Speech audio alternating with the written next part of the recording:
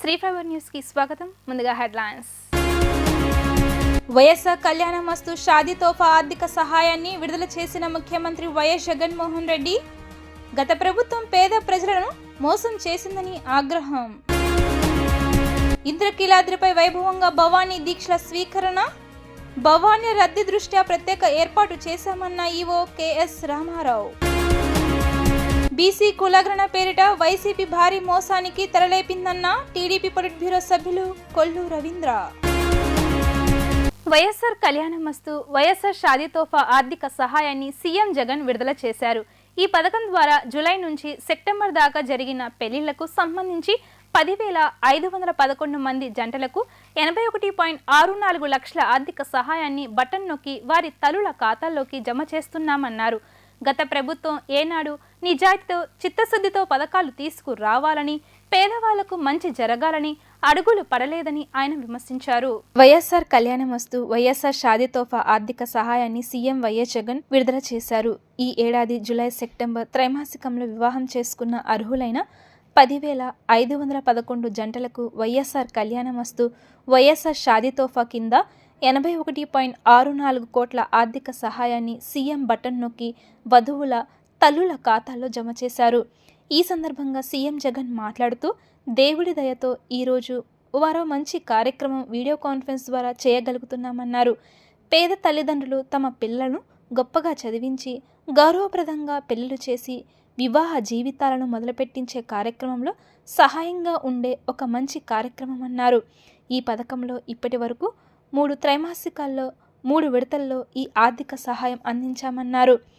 2022 October నుంచి మొదలు పెడితే ఇవాల్టికి ఈరోజు ఇస్తున్న 4వ విడతతో కలిపి 46,062 జంటలకు 349 కోట్లు ఆ తల్లుల ఖాతాల్లోకి జమ చేయడం జరుగుతుందన్నారు. 3 త్రైమాసికాల్లో 3 విడతల్లో ఈ ఆర్థిక సహాయం ఇప్పటికే అందజేయడం జరుగుతూ ఉంది.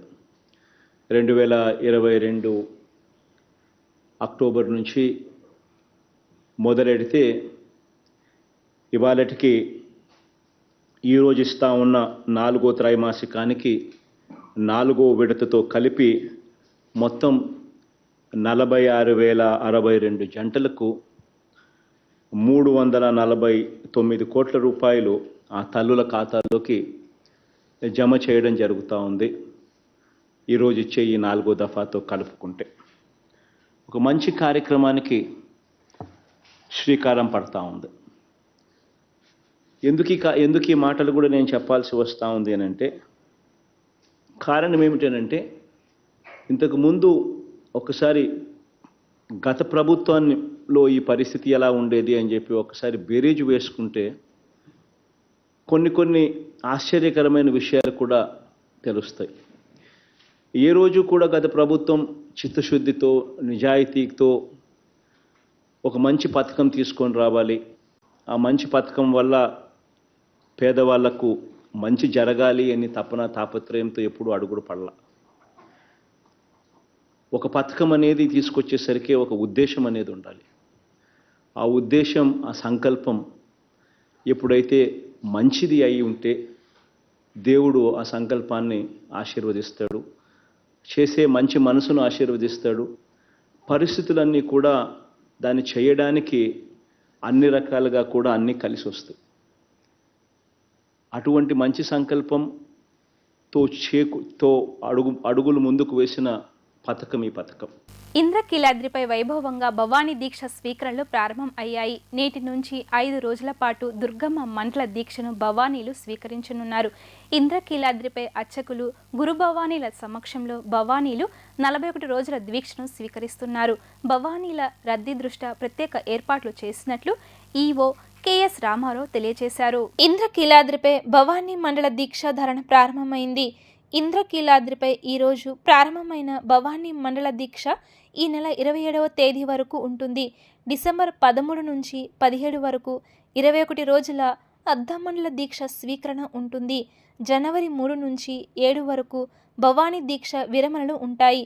దుర్గమ్మ దర్శనార్థం ఇంద్రకీలాద్రిపైకి భవానీలు తరలివస్తున్నారు. ఈ సందర్భంగా ఈవో కెఎస్ రావు, వేదిక కమిటీ సభ్యులు శంకర సాండిల్య మాట్లాడుతూ, అర్ధమండల దీక్షాధారణ డిసెంబర్ 13వ తేదీ నుంచి ప్రారంభమై 17వ తేదీ వరకు ఉంటాయని చెప్పారు.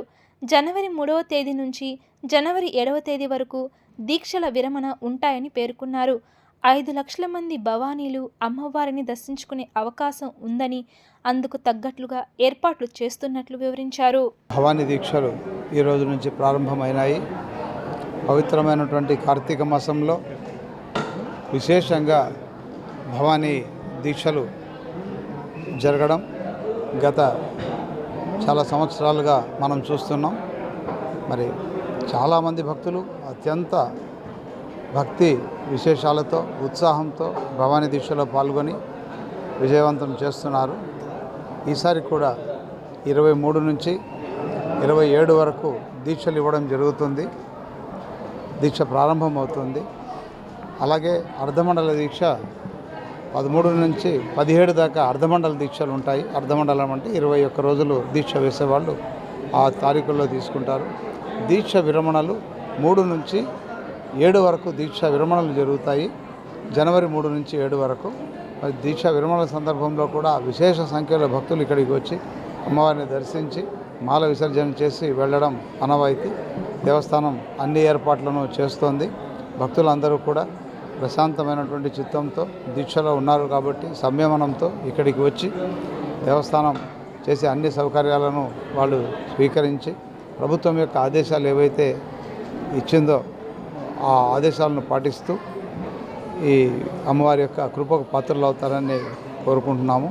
ఈ కార్యక్రమంలో పలుమార్లు మాన్య మంత్రివర్యులు దేవాదాయ శాఖ మంత్రివర్యులు కొట్టు సత్యనారాయణ గారు చాలా సందర్భాల్లో దసరా సందర్భంగా దసరా అయిన తర్వాత కూడా ఈ విషయమే సమీక్షించి ఏర్పాట్లు ఎలా ఉండాలి అన్న విషయం సూచించారు.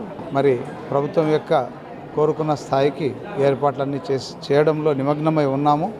అలాగే ఇతర డిపార్ట్మెంట్స్, పోలీస్ డిపార్ట్మెంట్, ఇతర డిపార్ట్మెంట్ల యొక్క సహాయం తీసుకొని ఈ కార్యక్రమాన్ని నిర్విఘ్నంగా కొనసాగిస్తామని విన్నవించుకుంటున్నాము. బీసీ కులగణన పేరిట వైసీపీ భారీ మోసానికి తెరలేపిందని తెలుగుదేశం పార్టీ పొలిట్ బ్యూరో సభ్యులు కొల్లు రవీంద్ర ఆరోపించారు. బ్లాక్మెయిల్ చేసి బీసీలకు అందే లబ్ధి తొలగించేందుకు కుట్ర పన్నారని ఆయన తెలిపారు. ప్రైవేటు సమస్యలకు బీసీల సమాచారం ఇచ్చి తమ బతుకులు తాకట్టు పెడుతున్నారని వైసీపీ ప్రభుత్వంపై మండిపడ్డారు. టీడీపీ కేంద్ర కార్యాలయంలో ఏర్పాటు చేసిన విలేకరుల సమావేశంలో మాజీ మంత్రి కొల్లు రవీంద్ర మాట్లాడుతూ మోసపూరిత రాజకీయాలతో ఎన్నికల్లో లబ్ధి పొందాలని చేసే ప్రయత్నమే సామాజిక బస్సు యాత్రలని దుయ్యబట్టారు. జగన్మోహన్ రెడ్డి బీసీలను బానిసలుగా దిగజార్చారని విమర్శించారు. వైసీలపై బీసీల పోరాట కార్యాచరణ త్వరలోనే ప్రకటిస్తామని తెలిపారు. 4.5 సంవత్సరాలుగా బీసీలను అణగతొక్కుతున్న పట్టించుకొని వారు ఈరోజు రోడ్లపైకి వస్తున్నారని కొల్లు రవీంద్ర ఎద్దేవా చేశారు. మొదటి నుంచి బీసీల కోసం పోరాడే పార్టీ కేవలం తెలుగుదేశం పార్టీయే అని తెలిపారు. ముఖ్యమంత్రి సలహాదారుల్లో ఒకరైన బీసీ ఉన్నారా అని ప్రశ్నించారు. అందరం ఎక్కాలని ఈ ముఖ్యమంత్రి ఆలోచన చేస్తే ఈ సోకాల్డ్ నాయకులు వాళ్ళకి వంత పాడుతూ ఉన్నారు.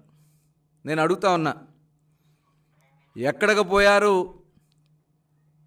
ఈ వైఎస్ఆర్ పార్టీ నాయకులు ఈ 4.5 సంవత్సరాల్లో? మరి మనకు ఒక అతిథి ఉంటాడు, ఒక ఆయన తెలంగాణ రాష్ట్రం నుంచి ఇక్కడ ఒక సంఘం పెట్టి బీసీలందరినీ తాకట్టు పెట్టి రాజ్యసభ సభ్యుడిగా పదవి పొంది ఈ రాష్ట్రంలో బీసీలు జరుగుతున్న అన్యాయాల మీద మాట్లాడకుండా ఇవాళ బీసీల కోసం బీసీల చేత నడపడుతున్నటువంటి తెలుగుదేశం పార్టీని ఇవాళ పూర్తిగా బీసీల నుంచి దూరం చేయాలనే ఒక కుట్రతో ఇవాళ నాయకుడు బయలుదేరాడు. ఒకసారి గుర్తు తెచ్చుకోండి, ఆర్ కృష్ణ గారు తెలంగాణ రాష్ట్రానికి మొట్టమొదటి బీసీ ముఖ్యమంత్రిగా మీ పేరు అనౌన్స్ చేసింది తెలుగుదేశం పార్టీ. ఆ రోజున మిమ్మల్ని ఎమ్మెల్యేగా, కనీసం ఏ పార్టీ కూడా మీరు బ్లాక్మెయిల్ రాజకీయాలకే పరిమితమైనటువంటి మీకు ఆ రోజున ఎమ్మెల్యేగా గెలిపించి అసెంబ్లీకి పంపిస్తే కనీసం బీసీల గురించి మీరు మాట్లాడారా? ఇవాళ ఈ రాష్ట్రంలో ఈ 4.5 సంవత్సరాల్లో అనేక మంది బీసీలకి అన్యాయం జరుగుతూ ఉంటే మీరు కనీసం ప్రశ్నించారా? ఇవాళ బీసీ సప్లాన్ నిధులు దాదాపు 76,000 కోట్ల రూపాయల నిధులు ఇవాళ ఈ ముఖ్యమంత్రి స్వాహా చేస్తే, బీసీలకు అన్యాయం చేస్తే కనీసం మీరు మీ ముఖ్యమంత్రిని ప్రశ్నించారా? జగన్మోహన్ రెడ్డి గారిని ప్రశ్నించారా? ఇవాళ స్థానిక సంస్థల్లో రిజర్వేషన్ని 34% నుంచి 24% కోత కోసి 16,800 మందికి రాజ్యాంగపరంగా కూర్చోవాల్సినటువంటి హక్కుల్ని, కరువు పరిస్థితులను ప్రభుత్వం దృష్టికి తీసుకువచ్చేందుకు 30 గంటల దీక్ష చేపట్టినా ప్రభుత్వానికి చీమ కుట్టినట్లు కూడా లేదని సిపిఐ రాష్ట్ర కార్యదర్శి రామకృష్ణ ఆగ్రహం వ్యక్తం చేశారు. అన్ని రాజకీయ పార్టీలు మద్దతు పలికినా కనీసం స్పందించలేదని, దీనికి నిరసనగా అన్ని జిల్లా కలెక్టర్లకు రేపు వినతి పత్రాలు అందజేస్తామని తెలిపారు. బీజేపీ ఎంపీ జీవీఎల్ నరసింహారావు చేసిన వ్యాఖ్యలపై సిపిఐ నేత రామకృష్ణ కౌంటర్ ఇచ్చారు. ఈ సందర్భంగా ఆయన మీడియాతో మాట్లాడుతూ బీజేపీ, కాంగ్రెస్ రెండు పెద్ద పార్టీలే, కానీ ఆంధ్రప్రదేశ్లో నెగిటివ్ ఓట్లలో పెద్ద పార్టీ బీజేపీయేనని అన్నారు. తెలుగుదేశం అధినేత చంద్రబాబు అరెస్టు విషయంలో బీజేపీ జగన్ కలిసే జైలుకు పంపారని విమర్శించారు. బీజేపీ బ్లాక్మెయిల్ రాజకీయాలు చేస్తున్నారని ఇదివరకే చెప్పాం. ఢిల్లీలో మీరు చేస్తుందేంటి? ఢిల్లీ ఉప ముఖ్యమంత్రి 6 నెలలుగా జైల్లో ఉన్నారని, ఎమ్మెల్సీ కవిత, విజయసాయి అల్లుడు అదే కేసులో బయట ఉన్నారని, బీజేపీ మద్దతు లేకపోతే బయట ఉంటారా అని ప్రశ్నించారు. బీజేపీ కూడా ఒకానొక సమయంలో 2 ఎంపీలు మాత్రమే ఉన్నారని, తమకు ఇప్పుడు 2 ఉన్నారని రామకృష్ణ వ్యాఖ్యానించారు. కనీసం మీ నాయనపై నీకు ఏమాత్రం గౌరవం ఉన్నా? ఎందుకంటే ఆయన పేరు చెప్పుకొని నువ్వు రాజకీయంగా ఎదిగావు, ఆయన పేరు చెప్పుకొని అక్రమంగా దండిగా సంపాదించుకున్నావు, ఆయన ముఖ్యమంత్రిగా ఉన్నప్పుడు జీవని చేశావు. ఇప్పుడు ఆయన చనిపోయిన తర్వాత ఆయన గౌరవాన్నంతా కూడా మంట కలుపుతూ ఉన్నావు, పూర్తి స్థాయిలో మంట కలుపుతూ ఉన్నావు. మాకు కూడా రాజశేఖర రెడ్డి గారు అంటే గౌరవమే, కానీ నువ్వేం చేస్తూ ఉన్నావు? యూనివర్సిటీలో పోయి ఆయన విగ్రహాన్ని దొంగగా పెట్టిస్తున్నావు. స్టూడెంట్స్ అందరూ నిరసిస్తూ ఉంటే వాళ్ళందరూ అరెస్టులు చేయిస్తూ ఉన్నావు. తర్వాత అర్హులు కాని వాళ్ళ చేత విగ్రహావిష్కరణలు చేయిస్తూ ఉన్నావు. కాబట్టి ఏమంటే దీన్ని ఒక సీరియస్ అంశంగా తీసుకొని ఈ రాష్ట్ర ప్రజలలో నీవు చేస్తున్న అరాచకాలపైన, ఇవాళ జరుగుతున్న ఈ పరిణామాలపైన ముఖ్యమంత్రి గారు నేరుగా స్పందించాలని, సజ్జల రామకృష్ణారెడ్డితో స్టేట్మెంట్ ఇప్పించేది కాదు, నీవే మాట్లాడాలి. ముఖ్యమంత్రి గారే దీనికి సమాధానం చెప్పాలి. రాష్ట్ర వ్యాప్తంగా యూనివర్సిటీల ప్రతిష్టను కాపాడడానికి ముందుకు రావాలని చెప్పి కూడా కోరుతూ ఉన్నాం. ఎందుకు ఇంత తీవ్రంగా స్పందిస్తున్నామంటే, ఇవాళ రాష్ట్రంలో అన్ని వర్గాలు, మామూలుగా మేము ఓకే కార్మికులు, ఉద్యోగస్తులు, రైతులు, కూలీలు అందరూ కూడా ఇవాళ ఏదో సమస్యలపైన స్పందిస్తూ ఉంటారు, ధర్నాలు చేస్తూ ఉంటారు. ఇవాళ రాష్ట్రంలో కాంట్రాక్టర్లు కూడా వచ్చి ధర్నాలు చేస్తూ ఉన్నారు. ఎందుకంటే 4 ఏళ్ళుగా వాళ్ళకి ఎవరికి వాళ్ళ బిల్లులే ఇవ్వడంలే. 4 ఏళ్ళుగా వాళ్ళ బిల్లులు ఇవ్వకపోతే వాళ్ళు చేసిన అప్పులేమిటి, వాళ్ళు చేసింది ఏంటి, వాళ్ళు ఏం కావాలి, వాళ్ళు కూడా ఏమన్నా ఇది చేయాలి కదా. అక్కడున్న పరిస్థితుల్లోని వాళ్ళందరూ కూడా ఇవాళ ఏం చేస్తూ ఉన్నారంటే అప్పుల పాలై వాళ్ళందరూ కూడా వచ్చి ధర్నాలు చేస్తూ ఉన్నారు. నిరుద్యోగ యువకులేమో నువ్వు మెగా డిఎస్సి 25,000 ఉద్యోగాలు భర్తీ చేస్తానని చేయలేదని చెప్పి వాళ్ళు ఒక పక్క చేస్తూ ఉన్నారు. రైతులేమో ఈ కరువు దానిపైన వీటిలో వచ్చి మనం చేస్తూ ఉన్నాం. కరెంట్ ఛార్జీలు పెంచారని చెప్పి ఒక పక్క చేస్తూ ఉన్నాం. ఎందుకంటే నువ్వు కరెంట్ ఛార్జీలు పెంచాలని చెప్పి అధికారంలోకి వచ్చి 8 సార్లు కరెంట్ ఛార్జీలు పెంచావు. 54,000 కోట్ల రూపాయల భారాన్ని వాళ్ళ వినియోగదారులపైన మోపావు. అది చాలక నీ దోపిడీ కోసము ఇవాళ షిర్దీ సాయి ఎలక్ట్రికల్స్కి దానికి లబ్ధి చేకూర్చాలనే ఉద్దేశంతో ఇవాళ స్మార్ట్ మీటర్స్ పెడతా ఉన్నావు. భారతదేశంలో ఎక్కడైనా స్మార్ట్ మీటర్స్ ఇంత రేటు కొన్నారా చెప్పమని నేను అడుగుతా ఉన్నా. దానికి సమాధానమే చెప్పవు. చివరికి వాళ్ళ సోమిరెడ్డి చంద్రమోహన్ రెడ్డి గారు పోయి హైకోర్టును ఆశ్రయించారు. ఎందుకంటే నువ్వు ఇది మన్ను తిన్న పాము మాదిరి ఉంటాను. నువ్వేం మాట్లాడవు, అసలే మాట్లాడవు. పదే మేము చెప్తానే ఉన్నాం, అయ్యా ఇదే స్మార్ట్ మీటర్లు చండీగఢ్లో 7,100 రూపాయలకి కొనుగోలు చేశారు, మధ్యప్రదేశ్లో 7,900 రూపాయలకి కొనుగోలు చేశారు.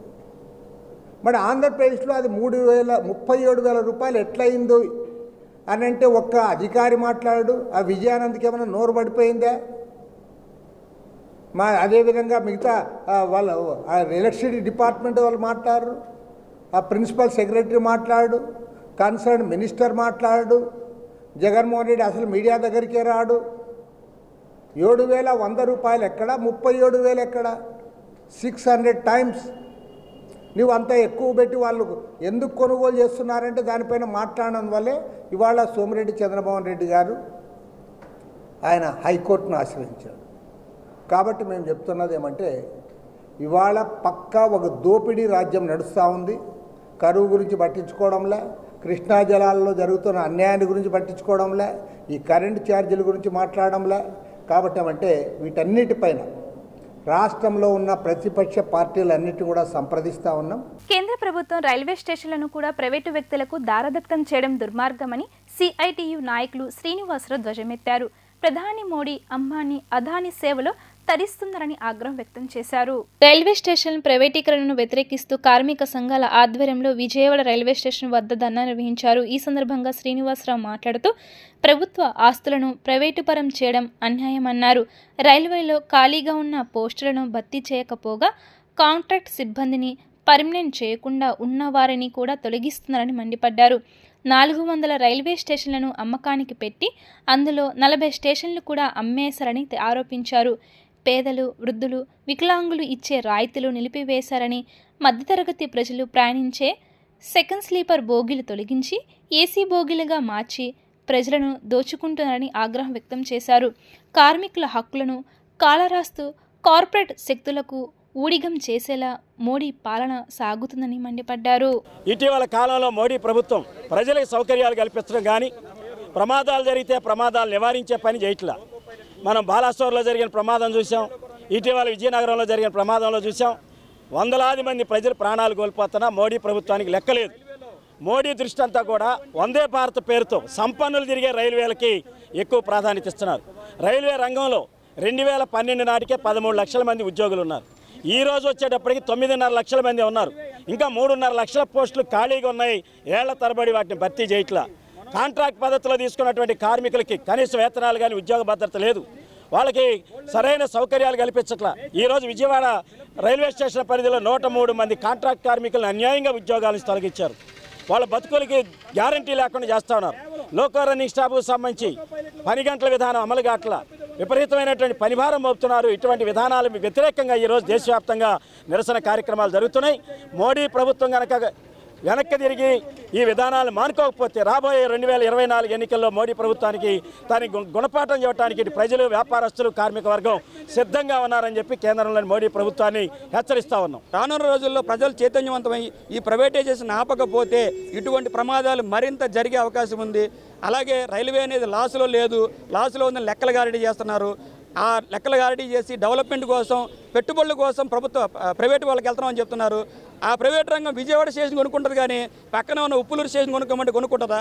వాళ్ళు లాభాల్లో వివేక్ దేబ్రా కమిటీ ఇచ్చిన రిపోర్టుల ప్రకారం మన డబ్బులతోటి, మనం పన్ను కట్టిన డబ్బులతోటి పెళ్లి కూతురులాగా తయారు చేసి వాళ్ళ కావాల్సిన వాళ్ళకి తక్కువ రేటుకి 45 సంవత్సరాలకి లీజుకి ఇచ్చుకునే ప్రయత్నాలు చేస్తున్నారు. ఇది అడ్డుకోకపోతే భవిష్యత్తు తరాల్లో మనకి ప్రభుత్వ రంగ సంస్థలు ఉండవు, చౌకైన రవాణా ఉండదు, మనమంతా కూడా చాలా నష్టపోతాము. ప్రజలు ఇది గమనించి తిరగబడాలని all India loco running association తరఫున, అలాగే సిటీ తరఫున కోరుకుంటూ ప్రభుత్వాన్ని కూడా హెచ్చరిస్తాము. అఖిల భారత విద్యార్థి పరిషత్ జాతీయ మహాసభలు డిసెంబర్ 7 నుండి 10వ తేదీ వరకు దేశ రాజధాని ఢిల్లీలోని DDA గ్రౌండ్లో నిర్వహించడం జరుగుతుందని ఏబీవీపీ ఆంధ్రప్రదేశ్ శాఖ వెల్లడించింది. నూతన జాతీయ విద్యా విధానం, ఏబీవీపీ భవిష్యత్ ప్రణాళిక, విద్యార్థి సంఘాలు ఎదుర్కొంటున్న వివిధ అంశాలపై ఈ సభలో చర్చించడం జరుగుతుందని ఆ శాఖ పేర్కొంది. అఖిల భారతీయ విద్యార్థి పరిషత్ ఆంధ్రప్రదేశ్ రాష్ట్ర శాఖ ఆధ్వర్యంలో ఏబీవీపీ 69వ జాతీయ మహాసభలకు సంబంధించి పోస్టర్ను ఆవిష్కరించడం జరిగింది. గాంధీనగర్ ప్రెస్ క్లబ్లో జరిగిన ఈ కార్యక్రమంలో రాష్ట్ర కార్యదర్శి సూలూరు చంద్ర మాట్లాడుతూ అఖిల భారతీయ విద్యార్థి పరిషత్ యొక్క అమృత మహోత్సవాల సంవత్సరంలో భాగంగా డిసెంబర్ 7 నుండి 10వ తేదీ వరకు జాతీయ మహాసభలు ఢిల్లీలో నిర్వహించడానికి సన్నాహాలు చేస్తుందని 69వ జాతీయ మహాసభలకు సంబంధించిన పోస్టర్ను ఈరోజు ఆవిష్కరించడం జరిగిందని అన్నారు. ఏబీవీపీ జాతీయ మహాసభలకు దేశంలోని అన్ని ప్రాంతాల నుండి విద్యార్థులను ఒక దగ్గరికి చేర్చే ఈ కార్యక్రమం 4 రోజుల పాటు జరుగుతుందని అన్నారు. ఆంధ్రప్రదేశ్లో కూడా అమృతోత్సవ పేరుతో ఈ యొక్క అక్టోబర్ 29న నిర్వహించుకున్నాం. దీనికి ముఖ్య అతిథిగా ఆంధ్రప్రదేశ్ పూర్వ రాష్ట్ర కార్యదర్శి అలాగే భారతదేశ 13వ ఉపరాష్ట్రపతి అయినటువంటి ముప్పవరపు వెంకయ్యనాయుడు గారు దీనికి ముఖ్య అతిథిగా విచ్చేసి ఒక రోజు పాటు ఉండడం జరిగింది. అలాగే వారితో పాటు 1300 మంది పూర్వ విద్యార్థి పరిషత్ కార్యకర్తలు ఈ యొక్క ఒక్కరోజు పాటు ఉండి వారి యొక్క అనుభవాలను పంచుకోవడం జరిగింది. అటువంటి శుభ తరుణంలో ఈ యొక్క 75 సంవత్సరాలు దేశవ్యాప్తంగా అంగరంగ వైభవంగా నిర్వహించేందుకు ఈ యొక్క 69వ జాతీయ మహాసభలు ఢిల్లీ మహానగరంలో సిద్ధమయ్యాయి. ఈ యొక్క ముఖ్య సభా మండపానికి మదన్ దాస్ జీ పేరును పెట్టడం జరిగింది.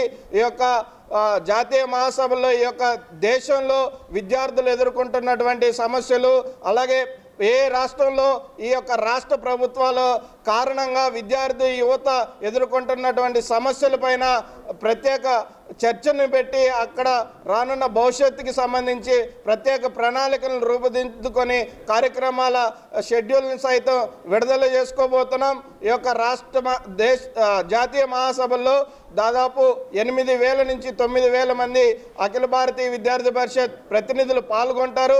దీనికి సంబంధించి ఆంధ్రప్రదేశ్ నుంచి కూడా 220 మంది ప్రతినిధులు పాల్గొనబోతున్నారు.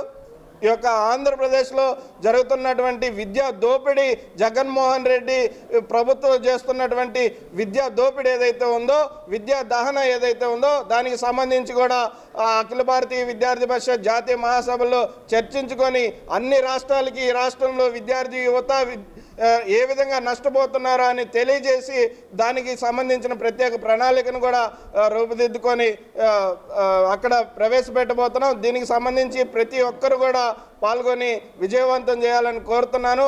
పశ్చిమ నియోజకవర్గంలో ప్రజలు ఎదుర్కొంటున్న ఇళ్ల పట్టాల సమస్య, అండర్ గ్రౌండ్ డ్రైనేజీ, రోడ్ల సమస్యను త్వరితగతిన పూర్తి చేయాలని అధికారులకు ఆదేశాలు జారీ చేయడం జరిగిందని పశ్చిమ నియోజకవర్గం శాసనసభ్యులు వెల్లంపల్లి శ్రీనివాసరావు తెలిపారు. నియోజకవర్గంలో అర్హులైన ప్రతి ఒక్కరికి అభివృద్ధి సంక్షేమ పథకాలు అందించాలని లక్ష్యంతోనే తమ పర్యటన సాగుతుందని పేర్కొన్నారు. పశ్చిమ నియోజకవర్గంలో స్థానిక సమస్యల పరిష్కారమే లక్ష్యంగా మాజీ మంత్రి పశ్చిమ నియోజకవర్గ ఎమ్మెల్యే వెల్లంపల్లి శ్రీనివాస్ 35వ డివిజన్లో నేటి ఉదయం స్థానిక నాయకులు అధికారులతో కలిసి విస్తృత స్థాయిలో పర్యటించారు. స్థానికంగా ఉన్న సమస్యలపై ఆరా తీశారు. ఈ సందర్భంగా ఎమ్మెల్యే వెల్లంపల్లి శ్రీనివాసరావు మాట్లాడుతూ స్థానికంగా ఇళ్ల పట్టాల సమస్య, డ్రైనేజీ సమస్య ఉన్నట్టు తమ దృష్టికి వచ్చిందని, త్వరితగతిన సమస్యల పరిష్కారం చేస్తారని పేర్కొన్నారు. నిజమైన లబ్ధిదారులకి ప్రతి సంక్షేమ పథకం అందే విధంగా కృషి చేస్తున్నట్లు స్పష్టం చేశారు. డివిజన్ పర్యటనలో భాగంగా 35వ డివిజన్లో ఈరోజు ఉదయం నుంచి కూడా అధికారులు, స్థానిక నాయకులు, అదేవిధంగా స్థానిక ప్రజానికంతో కలిసి ఈ డివిజన్లో పర్యటన జరుగుతుంది. ఎక్కడెక్కడ సమస్యలు ఉన్నాయో ఆ సమస్యలను పరిష్కరించే విధంగా ఏదైతే గడప గడప మన ప్రభుత్వం కానివ్వండి, జగనన్నే మా భవిష్యత్తు కానివ్వండి, మా నమ్మకం నువ్వే జగన్ కానివ్వండి, అన్ని కార్యక్రమాలు ప్రజల వద్దకు వెళ్తూ వాళ్ళ సమస్యలు ఏదైతే వస్తున్నాయో వాటిని పరిష్కరించే విధంగా ఈ యొక్క పర్యటనలో ఉపయోగపడతాయని చెప్పని మీ అందరికీ తెలియపరచుకుంటున్నాను. దీంట్లో కొన్ని ఇళ్ల పట్టాల ఇష్యూలు వచ్చినాయి, కొన్ని రోడ్స్ వచ్చినాయి. రోడ్స్ కూడా ఇమీడియట్గా శాంక్షన్ చేయమన్నాము. అదేవిధంగా అండర్గ్రౌండ్ డ్రైనేజీ కూడా కొంత ఇబ్బంది ఉందని చెప్పారు. వాటిని కూడా ఏ విధంగా వాటిని సార్ట్అవుట్ చేయాలని చెప్పని చెప్పుకుంటూ ప్రతి ఒక్కరికి అభివృద్ధి సంక్షేమం అందే విధంగా ఈ ప్రభుత్వం ముందుకెళ్తుందని చెప్పడానికి ఇది ఒక పర్యటన మన నిదర్శనం మీ అందరూ కూడా తెలియపరచుకుంటాం. శ్రీ సత్యసాయిబాబా అందించిన సేవలు ఎన్నటికీ మరువలేమని ఎమ్మెల్యే మల్లాది విష్ణు అన్నారు. ఆయన చూపిన బాటను అందరూ అనుసరించాలని కోరారు. పేదలకు సేవ చేస్తూ తమ వంతు అండగా నిలవాలని భక్తులకు విష్ణు సూచించారు. సీతారాంపురంలోని శ్రీ సత్యసాయి సేవా సమితి ఆధ్వర్యంలో శ్రీ సత్యసాయి బాబా జయంతి వేడుకలు ఘనంగా జరిగాయి. ఈ కార్యక్రమంలో ముఖ్య అతిథిగా పాల్గొన్న ఎమ్మెల్యే మల్లాది విష్ణు ప్రత్యేక పూజలు నిర్వహించారు. అనంతరం పేదలకు అన్న వితరణ చేశారు. ఈ సందర్భంగా ఆయన మాట్లాడుతూ యావత్ ప్రపంచానికి సత్యసాయి బాబా సేవలు తెలుసని చెప్పారు. అందరిని ప్రేమించాలి, అందరికీ సేవ చేయాలని, బాబా చెప్పిన మాటలు, చేసిన పనులు ఇప్పటికీ భక్తులు అందరూ ఫాలో అవుతున్నారని ఆయన గుర్తు చేశారు. సత్యసాయి బాబా 98వ జయంతి సందర్భంగా సీతారాంపురం సిగ్నల్ ప్రాంతానికి సత్యసాయిబాబా సర్కిల్గా నామకరణం చేసి ఆ శిలాఫలకాన్ని ప్రారంభించడం జరిగిందని ఆయన చెప్పారు. బాబా ఆశీస్సులు అందరిపై ఉండాలని మనస్ఫూర్తిగా కోరుకున్నట్లు చెప్పారు. అనంతరం శ్రీ సత్యసాయి సేవా సమితి ఎన్టీఆర్ జిల్లా అధ్యక్షులు కొమరగిరి శ్యాంప్రసాద్, సత్యసాయి సేవా సమితి విజయవాడ కన్వీనర్ నరసింహారావు మాట్లాడుతూ బాబా జయంతి వేడుకలు ప్రపంచవ్యాప్తంగా జరుపుకుంటున్నారని చెప్పారు. నిస్వార్థమైన సేవను బాబా చేశారని గుర్తు చేశారు. సత్యసాయి సేవా సమితి ద్వారా బాబా బాటలోనే అనేక సేవా కార్యక్రమాలు చేస్తున్నట్లు తెలిపారు. బాబా పేరు మీద సర్కిల్ ఏర్పాటు చేయడం ఆనందంగా ఉందన్నారు. దీనికి సహకరించిన ఎమ్మెల్యే మల్లాది విష్ణుకి ధన్యవాదాలు తెలిపారు. బాబా పేరు మీద సేవా కార్యక్రమాలు మరిన్ని చేస్తామని వారు తెలిపారు. ప్రాంతంలో దాదాపుగా 60 సంవత్సరాల నుంచి జన్మదిన ఉత్సవ వేడుకలు, బాబావారి సేవా కార్యక్రమాలు, భజనలు, భక్తి శ్రద్ధలతో ఇక్కడ ఉన్నటువంటి కమిటీ అంతా కూడా పేర్లు శ్యామ్ గారు, నరసింహరావు, అలాగే సుధీరు, ఇంకా చాలామంది ఉన్నారు, విశ్వనాథం గారు. ప్రతి సంవత్సరం కూడా ప్రతి సందర్భంలోనూ కూడా బాబా వారిని స్మరించుకుంటూ సర్వ్ ఫర్ అందరికీ సేవ చేయాలి అని, లవ్ ఫర్ ఆల్ అనే ఒక నినాదంతో ఆంధ్రప్రదేశే కాదు, భారతదేశమే కాదు, యావత్ ప్రపంచం అంతా కూడా సత్యసాయి బాబా వారి సేవలు అందరికీ కూడా తెలిసినటువంటివి.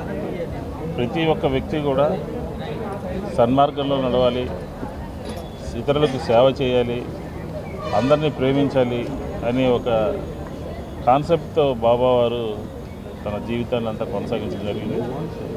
అదే అందరికీ సేవ చేయడము, అందరినీ ప్రేమించడము.